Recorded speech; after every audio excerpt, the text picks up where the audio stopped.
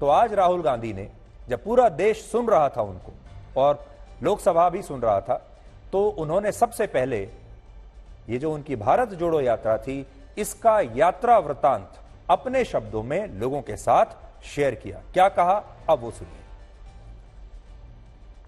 बहुत सारे लोगों ने मुझसे पूछा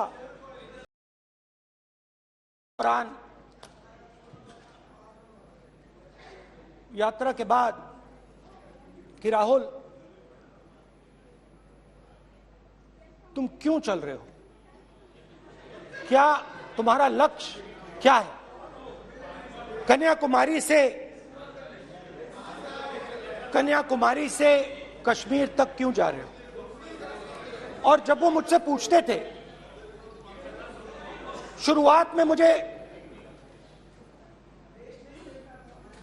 मेरे मुंह से जवाब नहीं निकलता।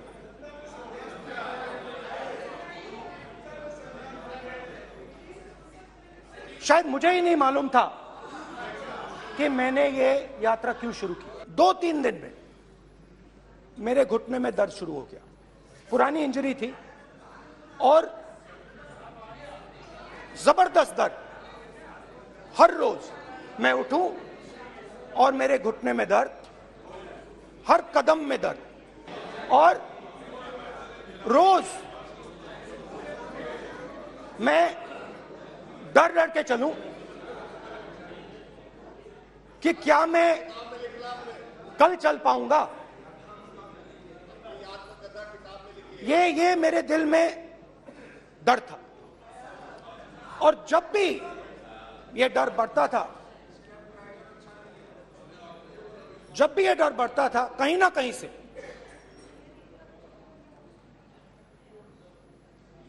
कोई ना कोई शक्ति मेरी मदद कर देती थी। एक दिन मैं सह नहीं पा रहा था, एक छोटी सी लड़की आती है, मुझे चिट्ठी दे देती। मैंने चिट्ठी खोली, 8 साल की थी, उसमें लिखा था, Rahul, I am walking with you, don't worry. उसने मेरे पैर में चोट देखी और उसने अपनी शक्ति मुझे दे दी। तो यहां आपने देखा, राहुल गांधी की बातों में सच्चाई है, ईमानदारी है, एक भोलापन भी है। और जैसे देश के आम लोग एक दूसरे से बातचीत करते हैं, वैसे ही राहुल गांधी अपना ये यात्रा वृतांत बता रहे हैं, अपना ट्रैवलॉग जैसा लोगों को बता रहे हैं, और सब बातें बहुत ईमानदारी से स्वीकार भी कर रहे हैं। जैसे उन्होंने बहुत ईमानदारी से स्वीकार किया कि शुरू में वो जानते ही नहीं थे कि वो इस यात्रा पर क्यों निकले हैं, उनका मकसद क्या है। किसी भी इतने बड़े नेता के लिए ऐसी बातों को स्वीकार करना सार्वजनिक रूप से बड़ा मुश्किल होता है, क्योंकि ज्यादातर नेता अगर नहीं भी जानते कि वो ऐसा क्यों कर रहे हैं तो वो उसे स्वीकार नहीं करते। लोगों के सामने तो यही कहते हैं कि हमें सब पता है, हमारा रोड मैप पहले से बना हुआ था, हमें अपनी मंजिल के बारे में पता था, सब कुछ जैसा हमने तय किया था वैसा ही हो रहा था। ज्यादातर नेता यही बात कहेंगे, लेकिन राहुल गांधी ने इस बात को स्वीकार किया। उन्हें पैर में दर्द हो रहा था, बाकी चीजें जो हो रही थी, सब कुछ बहुत ईमानदारी से उन्होंने स्वीकार किया। तो इस बात के नंबर राहुल गांधी को देने होंगे कि उन्होंने ईमानदारी से बात की, सच्चे दिल से बात की और लोगों के साथ एक कनेक्ट बनाने की कोशिश की। और शुरुआत में उन्होंने राजनीति की कोई बात नहीं की। अब आगे बढ़ते हैं। भारत जोड़ो यात्रा के अनुभव बताने में जब भाषण का ज्यादातर समय निकल गया, तो अचानक से राहुल गांधी को याद आया कि उनका बोलने का समय तो अब खत्म हो रहा है, कंटेंट भी उनका खत्म हो रहा है। इसलिए उन्हें अपने भाषण को भारत जोड़ो यात्रा के अनुभव से हटाकर अब मणिपुर पर शिफ्ट कर देना चाहिए।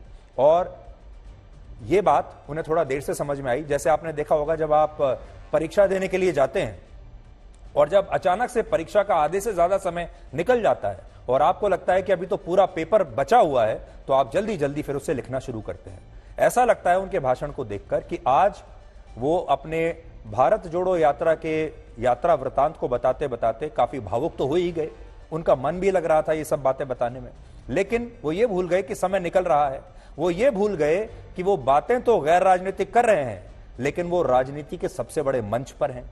वो ये भूल गए कि बातें तो गैर राजनीतिक कर रहे हैं, लेकिन वो विपक्षी गठबंधन जो है उसके सबसे बड़े नेता हैं।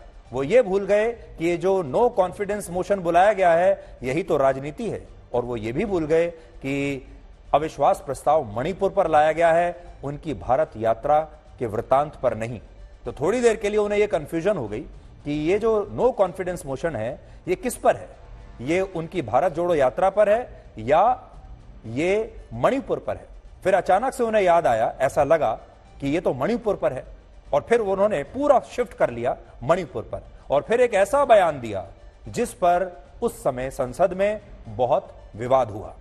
राहुल गांधी ने कहा कि मोदी सरकार को लगता है कि मणिपुर भारत का हिस्सा है ही नहीं, मणिपुर भारत में नहीं है, और यह सरकार मणिपुर में भारत माता की और भारत की हत्या कर रही है, जिस पर काफी विवाद हुआ। लेकिन आपको उनका यह बयान भी सुनना चाहिए। जबरदस्त हमला उन्होंने मोदी सरकार पर बोला मणिपुर को लेकर। कुछ ही दिन पहले मैं मणिपुर गया, हमारे प्रधानमंत्री नहीं गए, आज तक नहीं गए, क्योंकि उनके लिए मणिपुर हिंदुस्तान नहीं है।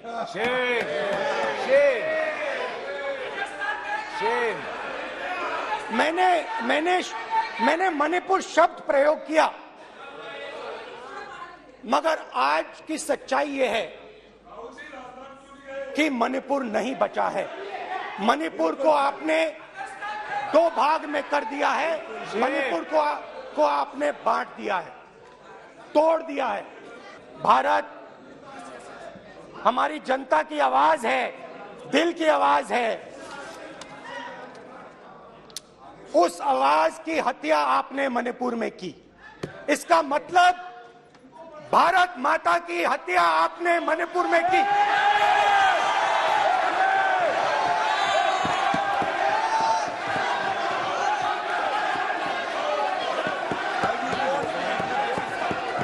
भारत माता को आपने मणिपुर के लोगों के